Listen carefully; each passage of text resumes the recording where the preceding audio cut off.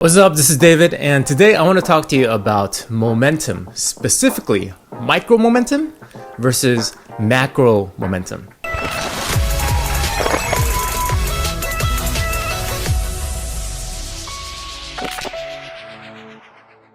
So micro momentum is the intraday momentum, meaning the momentum that you get within the same day. And macro momentum is the day-to-day type of momentum. So let's first look at micro momentum.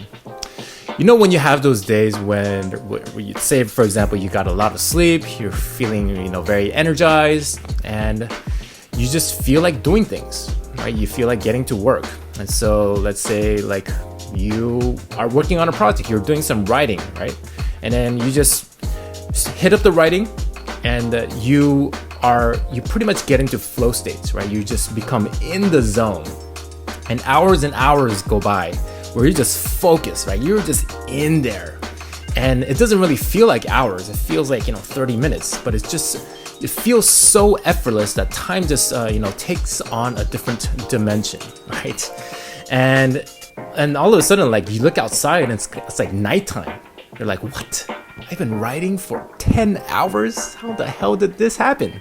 And then we like to call these flow states, or when you get in the zone, in the pocket. And I like to call this micro momentum, when you get these intraday momentum, and you get so productive within these days, right? But the question now is, how can we do this every single day? How can we turn micro momentum into macro momentum?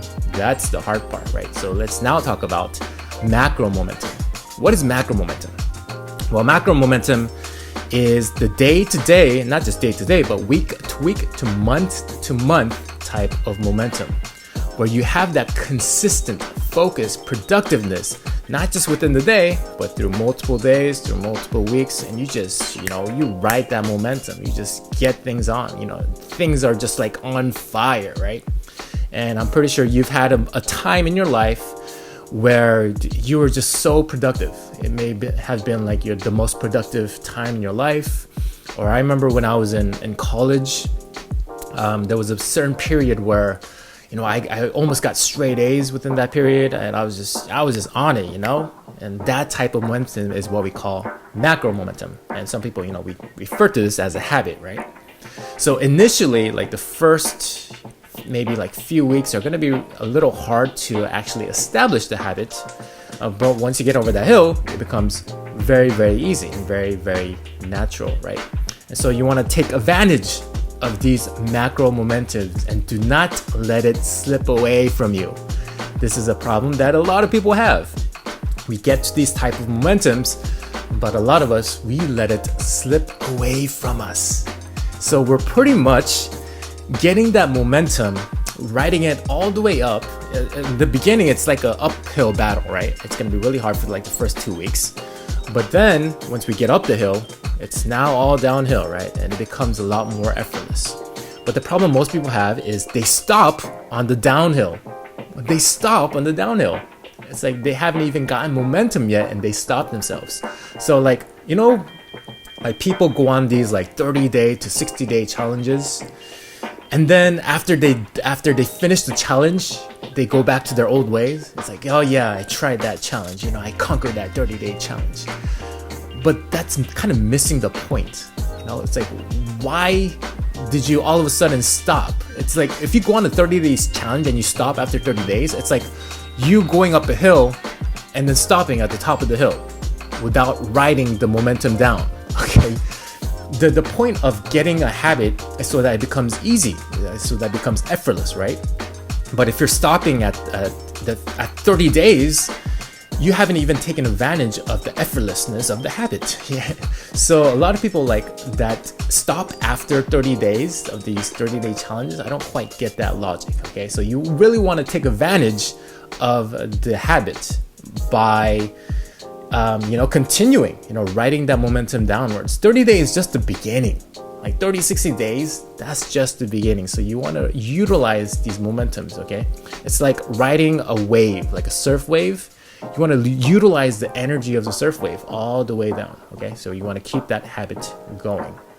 So that's a little bit about macro momentum versus micro momentum versus macro momentum.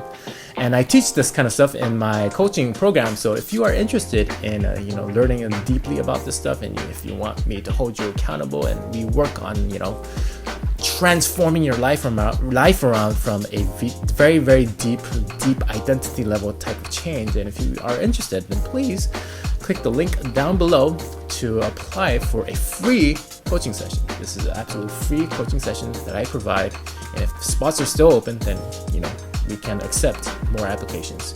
So please apply by clicking the link down below, and let's ride that momentum of the macro type of momentum. So a little recap: micro momentum is the inter-day momentum when you get into these flow states, and you can carry that forward into a macro momentum where you have days to days filled with flows, and then weeks to weeks filled with flows and productivity. And you do not want to let a habit slip away from you. Because I would notice, like, for example, if I miss one day of the gym, if it's gym day and I miss it, it never is one day. It's more like 5 days, right? So if you miss like a habit one time, do not miss it a second time. Do not miss it a third time. Get that momentum back, or it will slip away from you. I'm sure you've had a time where you stuck with something, and then you said, okay, today, I'm just gonna cheat on my diet. And then the next day, it's like, oh, I already cheated on my diet. I might as well cheat again. And then you write the negative momentum down, right? There's also a negative momentum. There's an upward momentum and there's a downward momentum. You do not want to have a habit slip away from you that you write the negative momentum down, okay? So you want to keep it going. And, we have some days where we might miss a day or two, okay? Missing a day or two is fine, but just get yourself back on track. That's what's important. All right, so that's it for this video, and hope you found value out of this one. I'll talk to you in the next one.